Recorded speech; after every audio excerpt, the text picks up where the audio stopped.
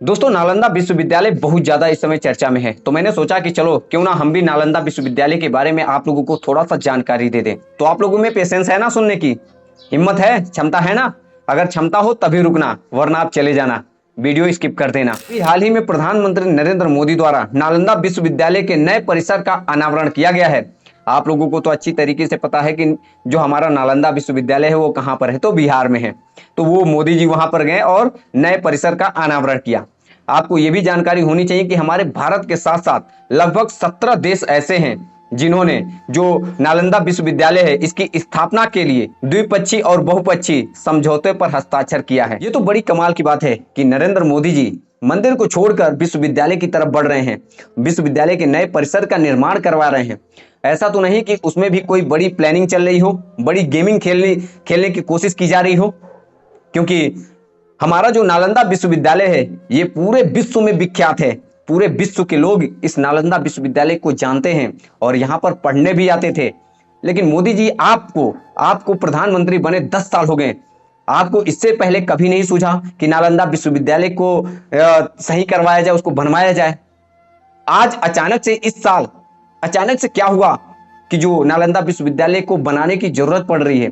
चलो अच्छी बात है कि आप देर सही लेकिन आंखें तो खुली, लेकिन कोई प्लानिंग इसमें मत करना। आपको अच्छी तरीके से पता है कि जो हमारा भारत देश है ये बुद्ध का देश है और यहाँ पर बहुत से विदेशी आए थे पढ़ने के लिए और बहुत सी किताबें भी लेकर गए, और आज भी उनकी किताबें जो हमारे देश से लेकर गए वो किताबें सुरक्षित रखी हैं। अब ये जितने भी हमारे गड़े मुर्दे हैं ये सब उखड़ उखड़ सामने आ रहे हैं। तो शायद बात मोदी जी को लगा होगा कि चलो एक तो कोई नेक काम कर दो, नहीं तो ऐसा हो कि विदेश वाले हमको ही थूके हमारे ऊपर, क्योंकि ये विदेशों में अब जाना शुरू कर दिए हैं तो बुद्धा के बारे में चर्चा होती है। तो बुद्धा का तो एक भी तो कोई साक्ष्य हो। मोदी जी आप एक काम और कर देते ना तो हम लोगों पर आपका बहुत बड़ा एहसान हो जाता। किसी पर हो या ना हो बट मेरे पर जरूर हो जाता। वो ये है काम कि 84,000 जो हमारे बौद्ध स्तूप थे उनको तोड़ा गया, इसी देश में तोड़ा गया और तोड़कर उन्हें मंदिरों में तब्दील कर दिया गया, उनको देवी देवताओं का रूप दे दिया गया। उनको बस आप बौद्ध का बताकर सबको सामने लाकर आप बता देते कि ये बौद्ध स्तूप है, बुद्ध की मूर्ति है, तो हम लोगों पर बहुत बड़ा एहसान हो जाता। जैसे कि मैं कुछ 2-4 मंदिरों का नाम बताता हूं, सुनो। जैसे अयोध्या, यह साकेत है। काशी, मथुरा, पंढरपुर, सोमनाथ, कामाख्या, जो उड़ीसा का सूर्य मंदिर है, लीलौटीनाथ मंदिर, तिरुपति, मुक्तनाथ, जगन्नाथ, मुंडेश्वरी इत्यादि ऐसे बहुत से मंदिर हैं जो बौद्ध स्तूप हैं, बौद्ध मंदिर हैं, उनको मंदिरों में तब्दील कर दिया गया है। आप इसको क्या उजागर कर सकते हैं तो कर दीजिए ना प्लीज, क्योंकि सभी किताब बताने लगे हैं। अब धरती फाड़ कर चीर कर बता रही है कि हाँ ये बुद्धा का देश है। तो आप भी कह दो ना, क्योंकि वो लोग जाते हैं वहां पर पूजा पाठ करते हैं, मन्नतें मांगते हैं और उनकी मन्नतें पूरी नहीं होती है, और वो खुद किसी भी चमत्कार में विश्वास नहीं करते हैं और ना ही वो कहते हैं कि मेरी पूजा करो, मुझसे मन्नतें मांगो, मेरे सामने अगर कुछ भी मांगते हो ये मन्नतें पूरी हो जाए। ये आपकी गलत फहमी है, मेरे में कोई चमत्कार नहीं है। हमारे अंदर जो फिलॉसफी है वही हमारा सबसे बड़ा ताकत है।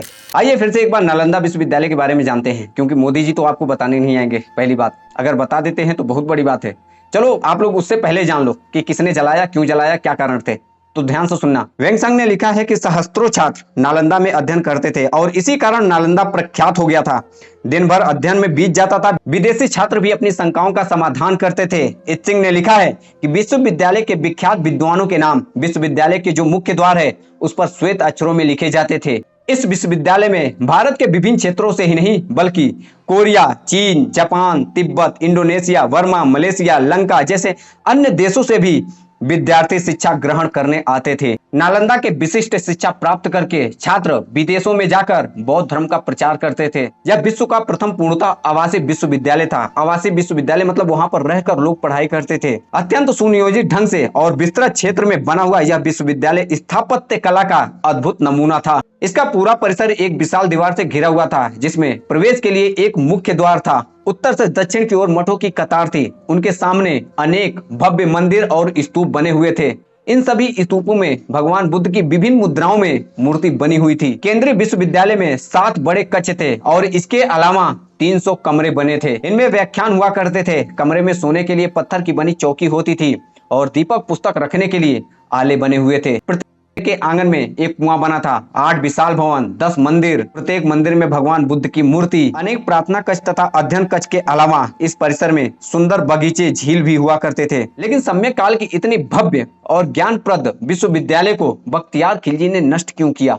क्या कारण थे? उस तुर्की को इस सम्यक ज्ञान स्थली से क्या नफा या नुकसान था? बख्तियार खिलजी तुर्क से चलकर दिल्ली आता है, फिर उसके बाद नालंदा आता है, लेकिन इसका विरोध करने सेन वंश का शासक या प्रशासक क्यों नहीं आता है? तुर्की से सटा नालंदा कोई क्षेत्र भी नहीं था, उसके बीच में छोटे छोटे कई राजपूत राजवाड़े थे। उन लोगों ने भी क्यों नहीं विरोध किया उसका? ऐसे ही उठकर चला आया? उन सबको तो विरोध करना चाहिए था ना, क्यों नहीं किया?